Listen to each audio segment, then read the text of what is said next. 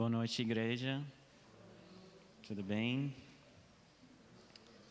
Eu gostaria de convidar vocês a abrir a sua Bíblia comigo no Velho Testamento, em 1 Reis. 1 Reis, capítulo 17. 1 Reis, capítulo 17. A partir do versículo 1. 1 Reis 17, versículo 1. Diz assim: Um profeta chamado Elias, de Tisbé, na região de Gileade, disse ao rei Acabe: Em nome do Senhor, o Deus vivo de Israel, de quem sou servo, digo ao Senhor que não vai cair orvalho nem chuva durante os próximos anos, até que eu diga para cair orvalho e chuva de novo. Obrigado. Então o profeta Elias disse ao rei Acabe: Não vai cair nem orvalho nem chuva nos próximos anos, até que eu diga. Imagina isso. O que aconteceria se o Brasil não tivesse chuva por alguns anos? Aconteceriam muitas queimadas, ainda mais, né, no Pantanal, na Amazonas, nos campos onde nossos alimentos crescem. Também os nossos rios e lagos secariam. Sem chuva, as plantas morreriam. Arroz, feijão, milho, nada poderia crescer sem chuva. E ninguém colheria nada. E por isso os preços dos alimentos e outros serviços aumentariam aqui no Brasil. Seria uma crise de falta de água em nossas cidades, também de eletricidade. Seria uma crise muito séria. Uma crise que iria mudar a maneira de sobreviver.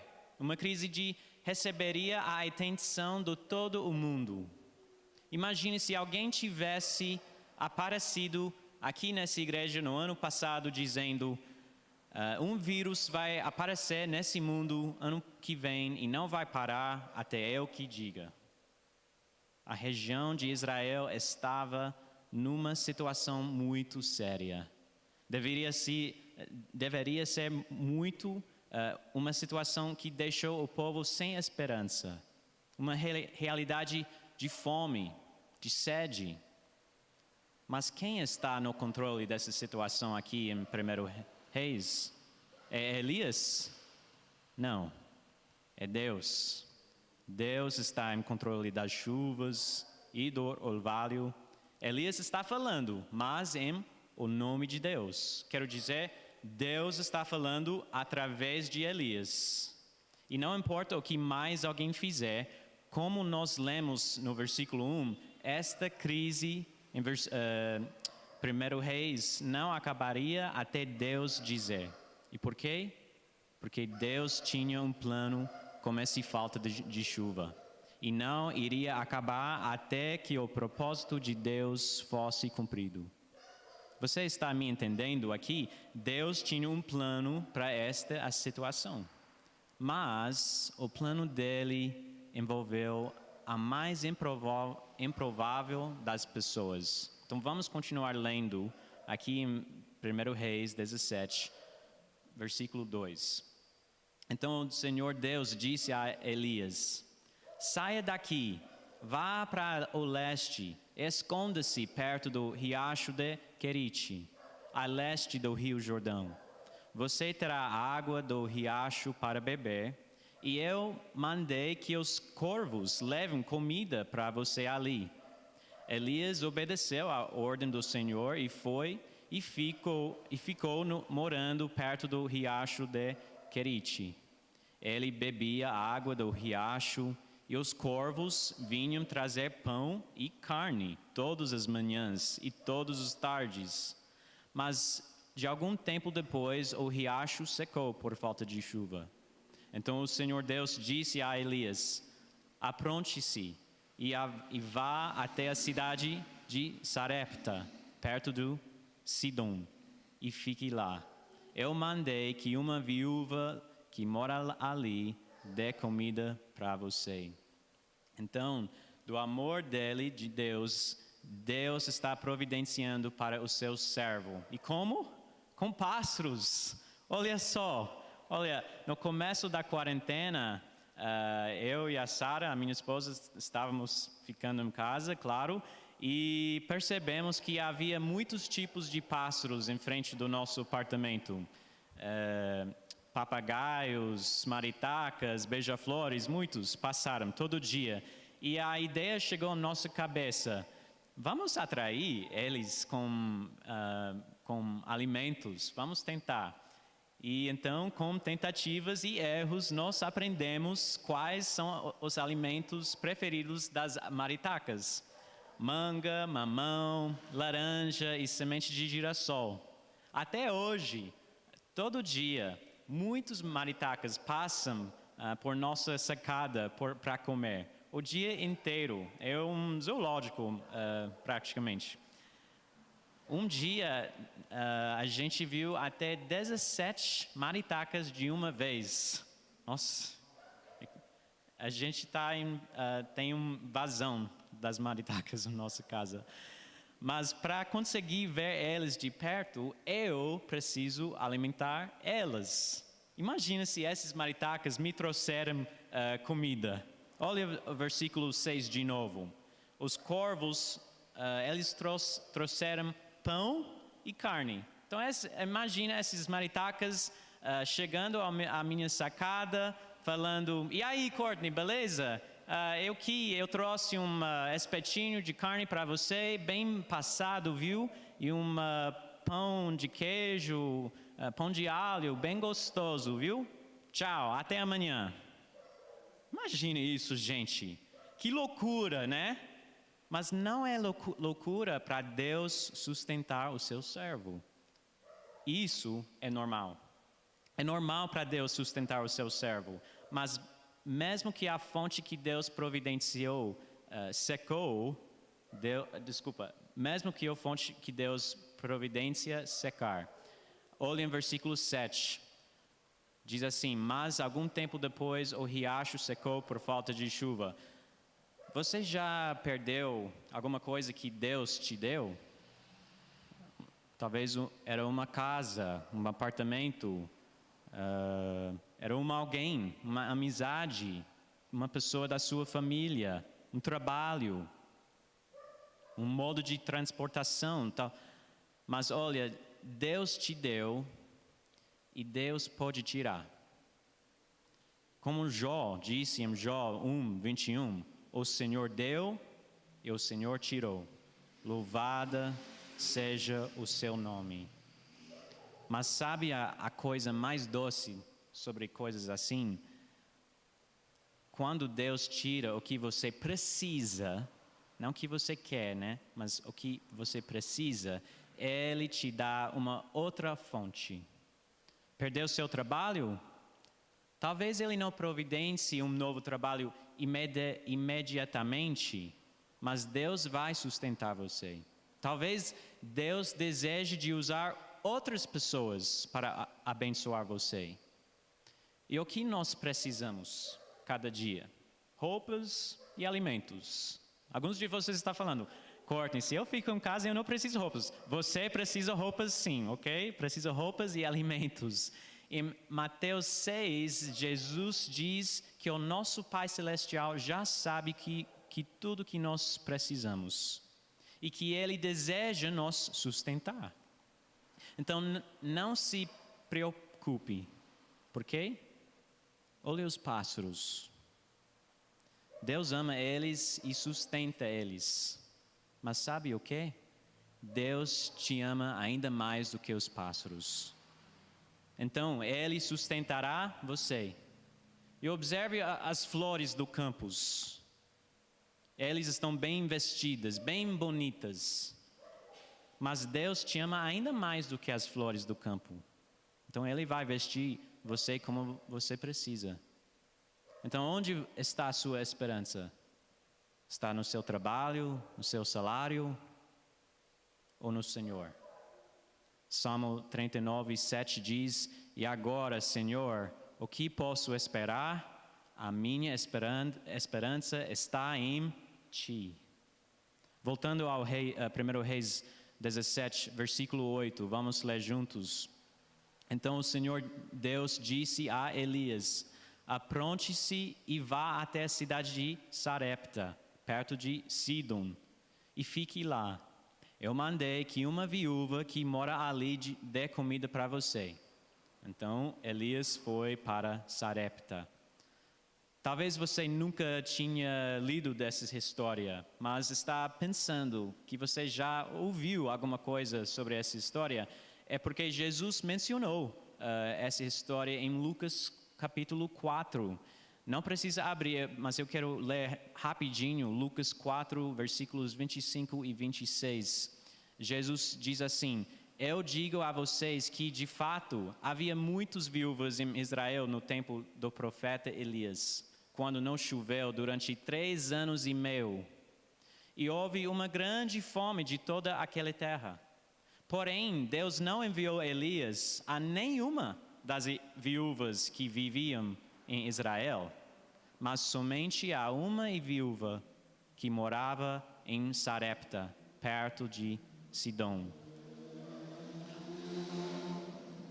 O ponto que Jesus estava fazendo aqui em Lucas 4 foi assim: Deus não me mandou para cá somente para os judeus, Deus me mandou para cá para todas as pessoas. Para os judeus e os não judeus, para os argentinos e para os brasileiros, para os pobres e os ricos, para os grandes e pequenos. Hoje, Deus não quer entregar esperança somente aos crentes, mas também Ele deseja intervir nas vidas dos perdidos. Por quê?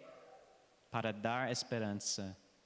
Jesus não veio somente para os judeus que já sabiam tudo sobre Deus. Jesus queria ser apresentado aos perdidos. É por isso que Deus escolheu uma viúva fora de Israel para dar comida a Elias. Então vamos continuar lendo 1 Reis 17, a partir de versículo 10.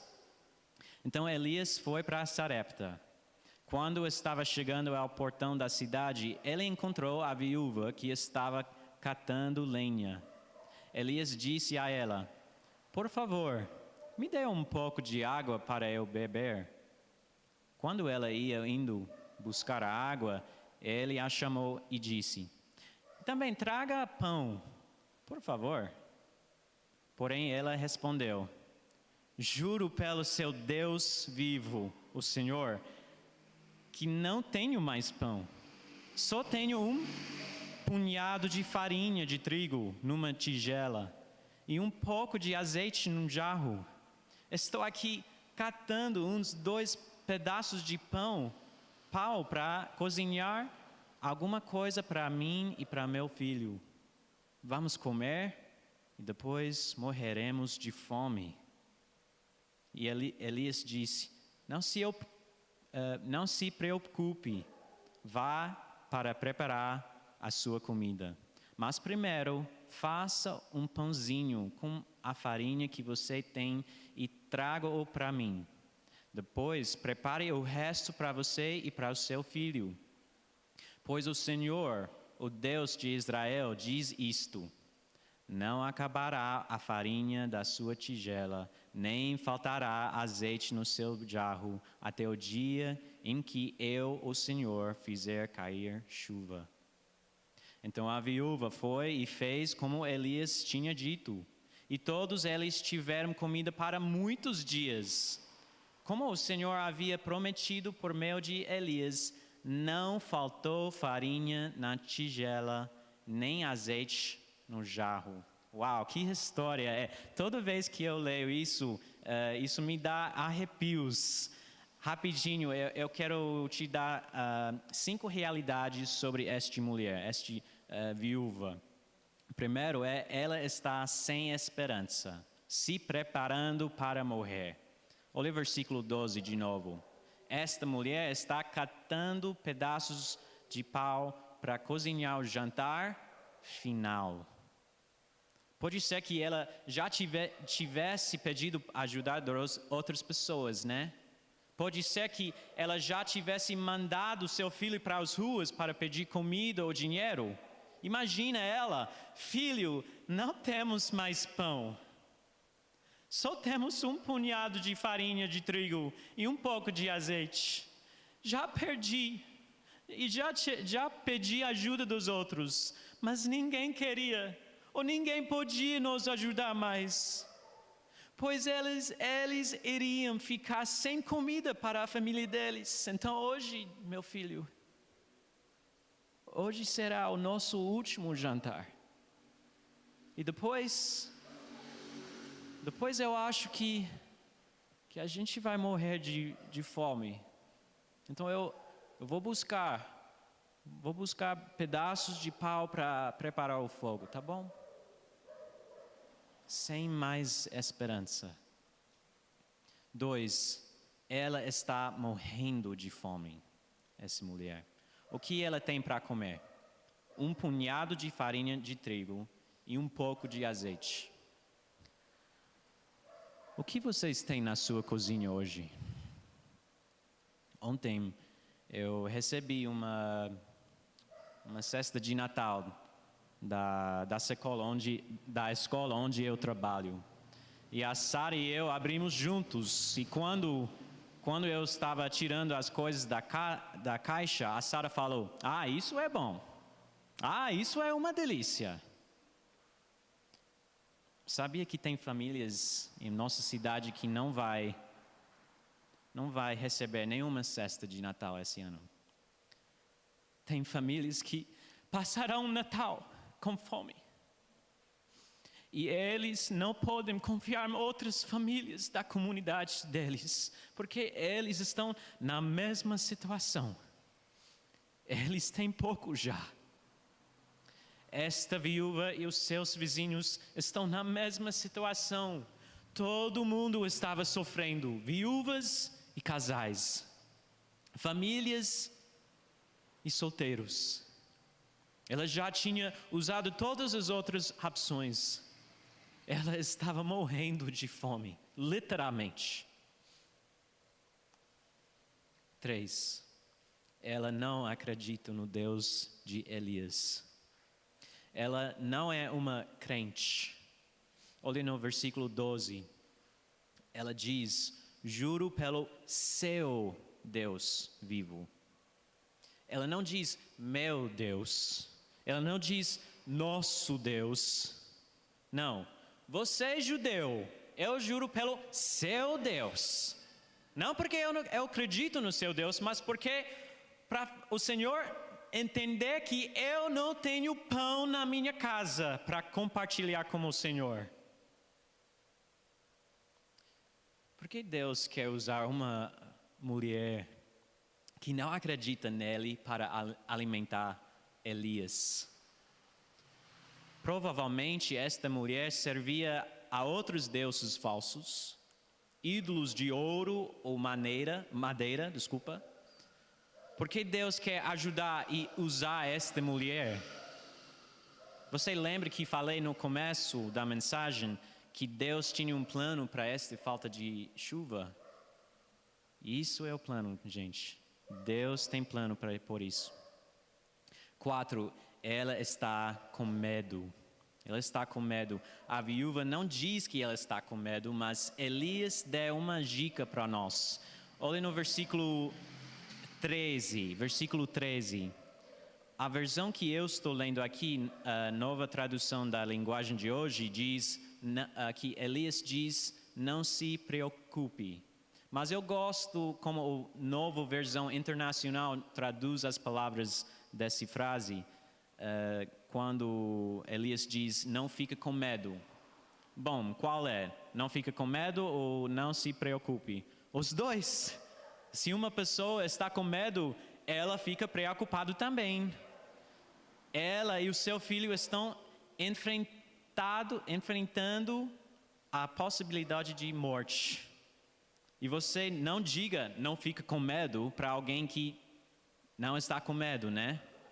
Imagina, você está com a possibilidade de morte, você será com medo. Eu também.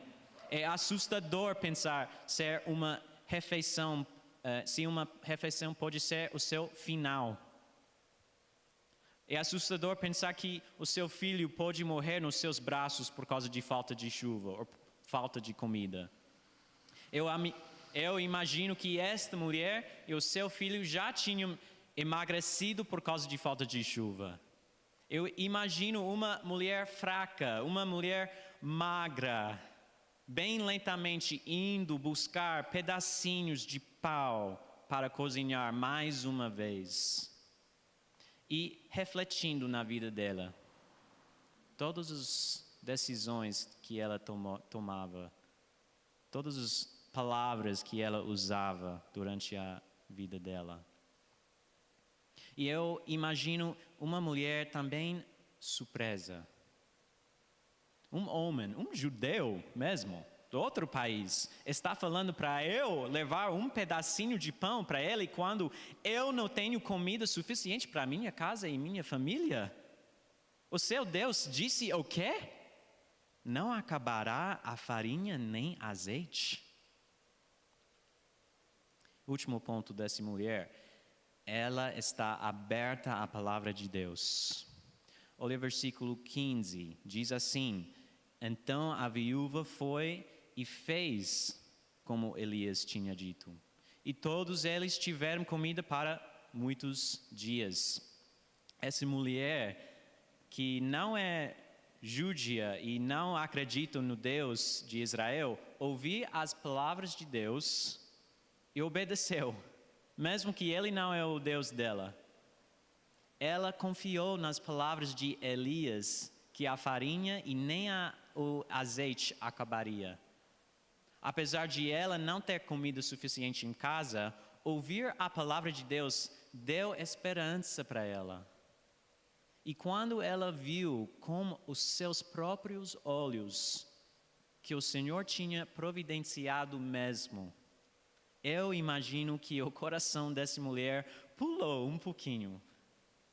Amados, as pessoas das nossas comunidades que estão sofrendo durante esta crise, eles estão abertos à palavra de Deus. Eles querem esperança, eles precisam de esperança. E a porta para compartilhar sobre Deus, sobre nossa fé, está aberto. Mas como essa viúva, a porta abriu como? Porque Deus fez a chuva parar. Deus fez os rios secarem. Deus fez as plantações pararem de crescer. Deus permitiu a fome para uma viúva ouvir sobre Deus.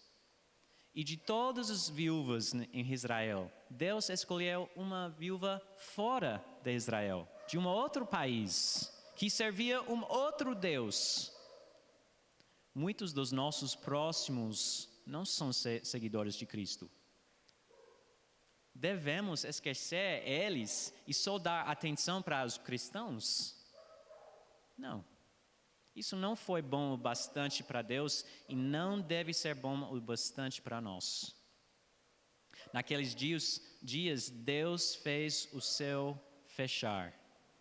Mas hoje em dia, Deus está permitindo que as lojas, as escolas e empresas fechem. Mas o resultado é igual hoje. Fome, perda de peso, medo, ansiedade e desesperança. Como um seguidor de Cristo, eu sei como será para mim depois que eu morrer. Mas é as pessoas que estão perdidas sem Cristo. Elas estão com medo da morte. Medo do que vem depois da morte. E sem esperança exatamente por causa disso. E eu sei o que você pode estar pensando, pois tem muitos cristãos que pensam isso. Bom, por que essas pessoas não vêm para o culto? Estamos aqui, a porta está aberta. Eles passam pelo prédio todo dia. Não tem nada impedindo eles de entrarem e aceitarem Jesus. Na verdade, igreja, não tem nada impedindo você de ser generoso com o seu próximo. Eu também. De ir até as pessoas para ajudar. Não tem nada impedindo a gente de sermos generosos com os nossos recursos e a nossa fé. Só a nosso orgulho. Tem muitas pessoas passando fome essa noite, que normalmente nunca entrariam em nenhuma igreja ou escutariam uma apresentação do Evangelho. Mas agora, nessa crise, eles estão abertos. Mas perceba algo. A mulher se tornou aberta como? Não foi como Elias falando para ela se converter. Foi como Elias falando para ela sobre comida. O que ela mais tinha falta naquele momento não era Deus. Naquele momento ela precisava de comida. Então Deus, na misericórdia dele, levou Elias para entregar uma necessidade física para esta viúva e o seu filho. Igreja, vocês sabem por que a gente entrega as cestas básicas? Na verdade, a gente está entregando desde acho que muitos anos atrás. Ainda mais agora, né? 3 anos. E sabe por que a gente está fazendo essa campanha de Natal também? Tem 2 razões. Porque nós amamos outras pessoas e queremos cuidar do nosso próximo. E também porque providenciar uma necessidade básica, ou física, abre a porta para necessidades espirituais. Quando a pessoa vê que eu quero ajudar do meu coração e não querendo nada em troca, ela estará mais aberta para ouvir sobre a minha fé, sobre meu Deus. Precisamos usar estas oportunidades para compartilhar nossa fé em Jesus. E oramos que estas pessoas entreguem as suas vidas para Cristo. Mas mesmo se eles nunca o fizeram, a gente vai continuar cuidando do nosso próximo. Deus mandou Elias para esta cidade para providenciar farinha e azeite para esta viúva. E você? Deus abençoou você durante esta crise? Com trabalho, com salário, para providenciar farinha, azeite e ainda mais para os outros que estão sem comida? Deus disse à mulher através de Elias: não acabará a farinha da sua tigela, nem faltará azeite no seu jarro até o dia em que eu, o Senhor, fizer cair chuva.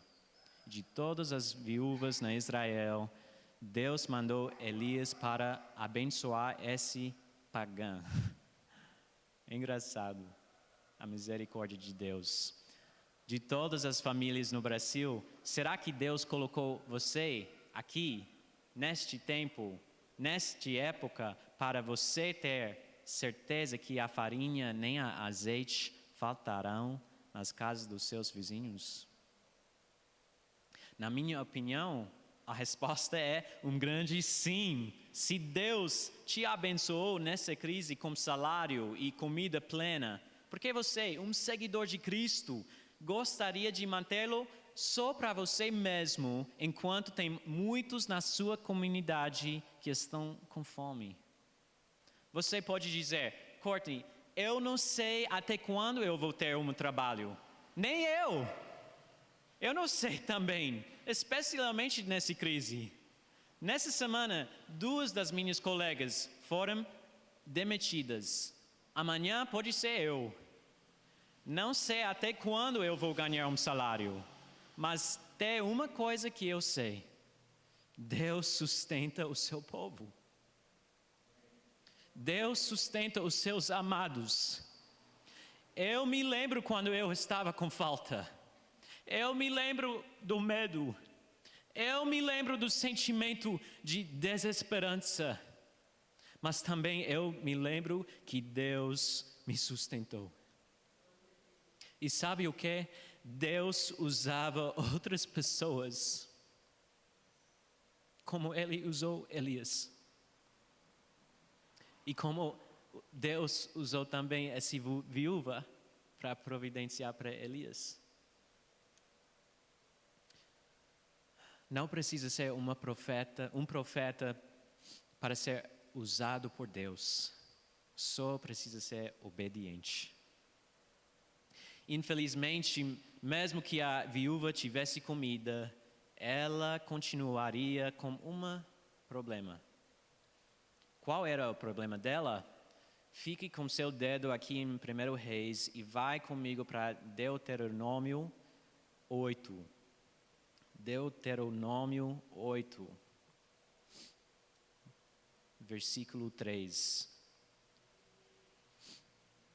Deuteronômio 8. Diz assim: Deus os deixou passar fome. Escuta de novo. Deus os deixou passar fome e depois lhe deu para comer o maná, uma comida que nem vocês e nem os seus antepassados conheciam. Deus fez isso para que soubessem que o ser humano não vive só de pão, mas vive de tudo que o Senhor Deus diz. A viúva, mesmo ela está recebendo provisão diretamente das mãos de Deus, ela ainda precisa de um outro tipo de comida. Churrasco? Não. Arroz e feijão? Não. Bucho? Com certeza não. Bucho é a última coisa que ela precisa. Voltando para 1 Reis 17, olha versículos 17 e 18. Diz assim: algum tempo depois, o filho da viúva ficou doente.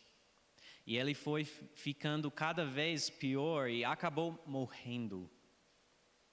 Então ela disse a Elias: homem de Deus, o que o Senhor tem contra mim? Será que o Senhor veio aqui para fazer com que Deus lembrasse dos meus pecados e assim provocar a morte do meu filho? Deus providenciou comida para esta mulher só para ela sobreviver e assistir ao seu filho morrer nos seus braços. Isso foi o grande plano de Deus? Deus, eu perdi meu trabalho, tá bom. Mas agora eu preciso assistir a minha família, os meus amigos sofreram nessa crise. Agora eu preciso sofrer com as mortes dos meus amigos e familiares por causa de Covid. Agora meus filhos precisam lutar contra a depressão e a ansiedade. Deus, isso é o que você queria para mim? Que eu e todas as pessoas que eu amo ficarem sem esperança? A viúva não pode viver só com pão. Mas a viúva não precisa de mais alimento. Ela precisa de um outro tipo de pão. Como assim, Courtney? O filho está morto. O pão francês vale nessa situação? Pão integral pode ressuscitar esse menino da morte? Não. Ela não estava precisando esse tipo de pão. Abre comigo em João 6. João 6. No Novo Testamento. Fique seu dedo em 1 Reis. João 6. Vamos ler juntos. Versículo 35. João 6, 35. Jesus disse: Eu sou o pão da vida.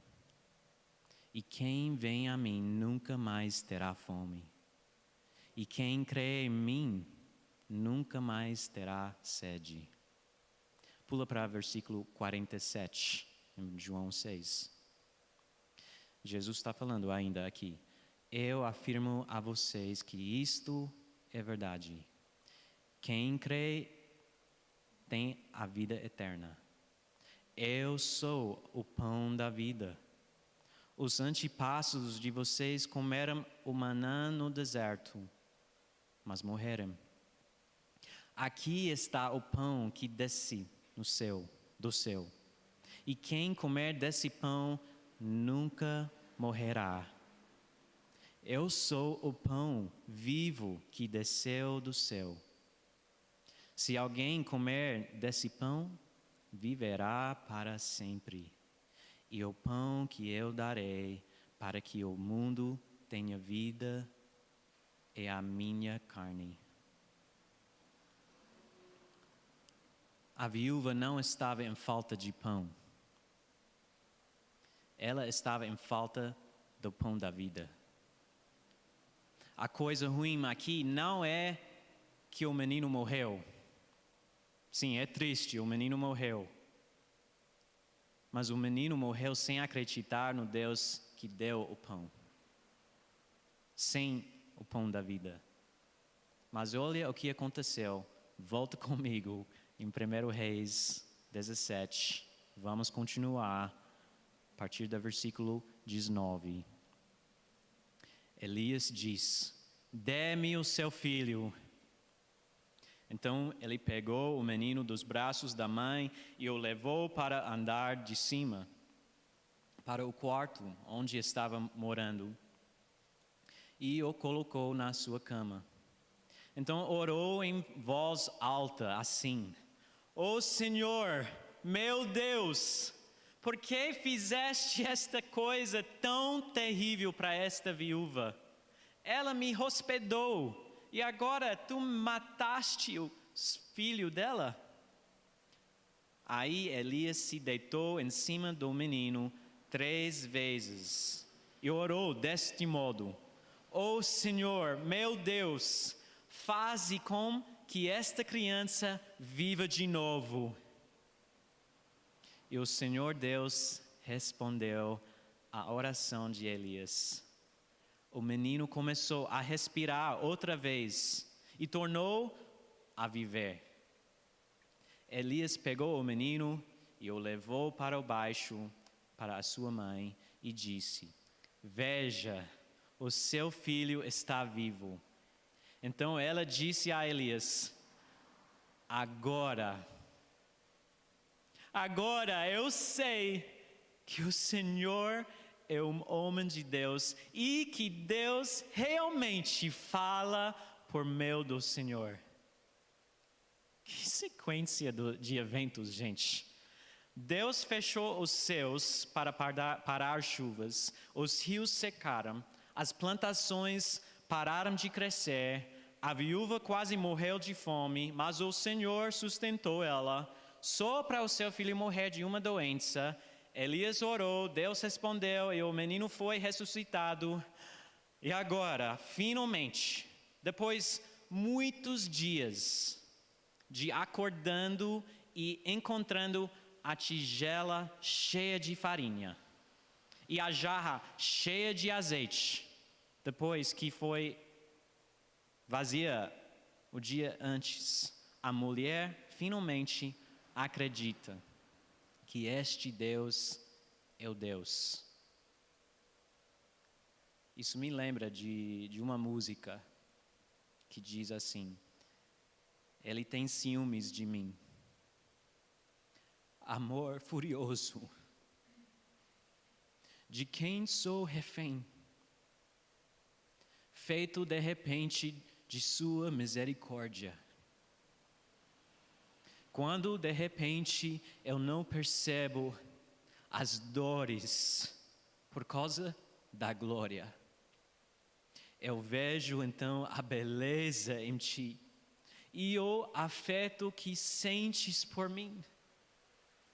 Deus me ama tanto assim como Ele me ama tanto assim.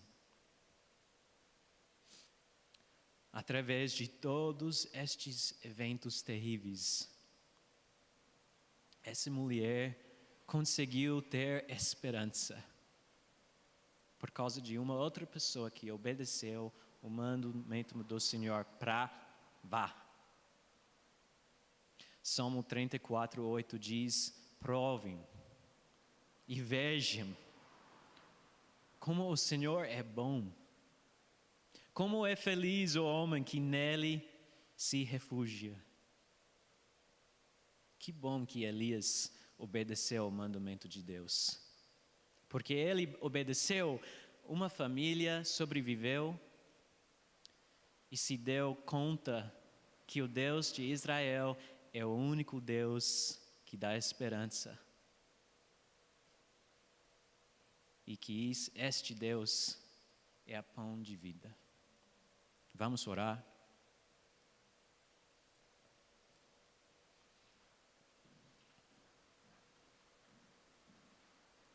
Senhor Deus, esta história está uma loucura, com eventos terríveis, e a gente lembra das nossas vidas mesmas, nesses dias, nesse ano, passando todo dia em quarentena, sem trabalho, sem esperança para viver mais um dia.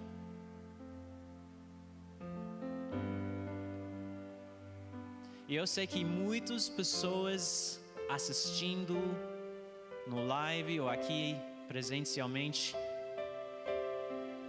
passam a dia após dia pensando: é isso. A farinha está acabando. O azeite está acabando. A gente vai morrer. A gente não vai conseguir. Mas Deus tem um plano. Deus tem um plano para essa crise. Mesmo que está horrível,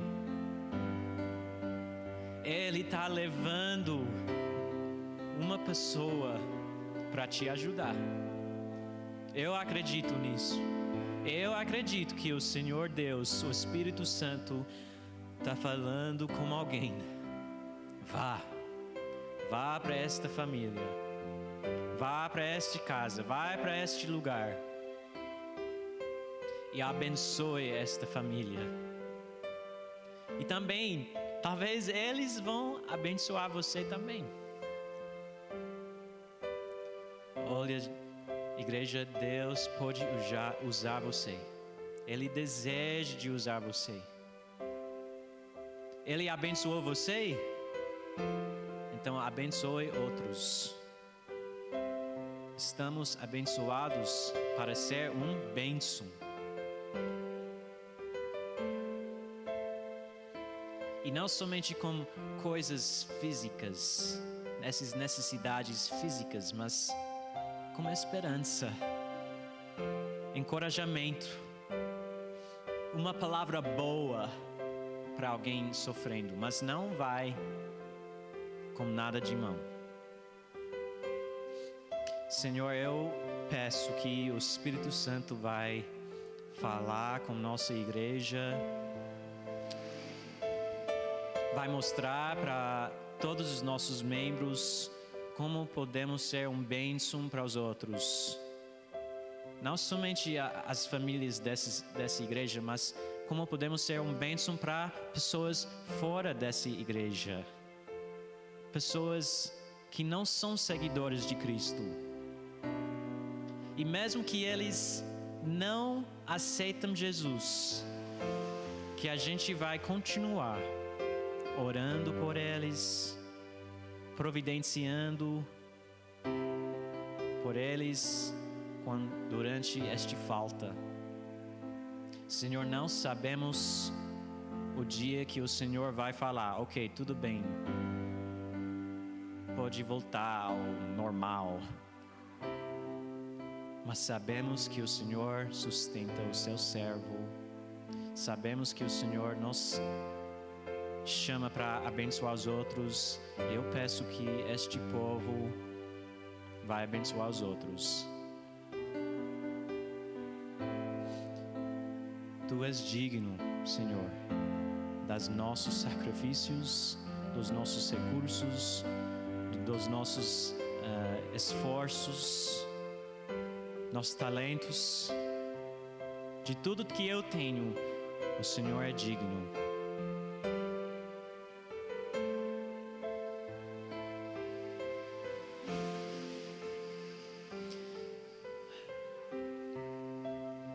Talvez essa noite você não conhece Jesus. Você é como essa de viúva. E talvez você está também passando uma crise. E Deus te abençoou, mas você ainda está esperando para Deus te mostrar algo. Perceber que você precisa de Deus, não sei. Eu quero convidar você essa noite para conhecer Jesus pela primeira vez. Ele te ama. Não importa o que você já fez na sua vida. Não importa qual grande a falha ou o erro que você fez. Jesus te ama. E Jesus morreu na cruz por seus pecados. Para te perdoar dos seus pecados. Porque Ele te ama. E 3 dias depois, Jesus ressuscitou da morte. E Ele vive ainda na direita de Deus. Você tem a oportunidade para entregar a sua vida para Cristo essa noite. Olha, não queremos forçar nada de você, mas estamos aqui. Queremos responder às suas dúvidas. Gostaríamos falar mais sobre Jesus para você, para explicar mais sobre o que Ele fez na cruz para você e como você pode viver uma nova manhã na sua vida. Por favor, não deixe esse lugar sem falando com alguém aqui, com o pastor Mateus, com Carol. Estamos aqui porque estamos abençoados e queremos ser um bênção para você também. E para os nossos membros, um desafio para você: pensa de uma pessoa que não conhece Jesus e ora para essa pessoa agora. Deus está fazendo algo na vida deles. Fique em uma oração para esta pessoa.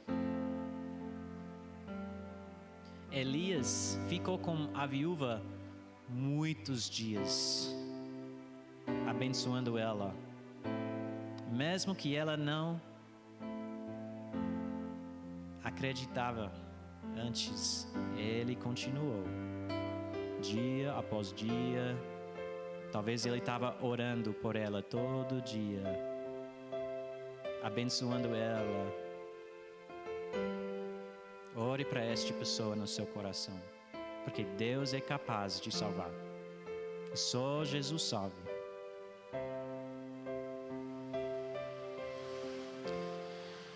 Jesus, obrigado por essa oportunidade. Obrigado pelo amor que os membros dessa igreja têm para os seus próximos. Obrigado pela oportunidade que nós temos para ajudar e abençoar os outros.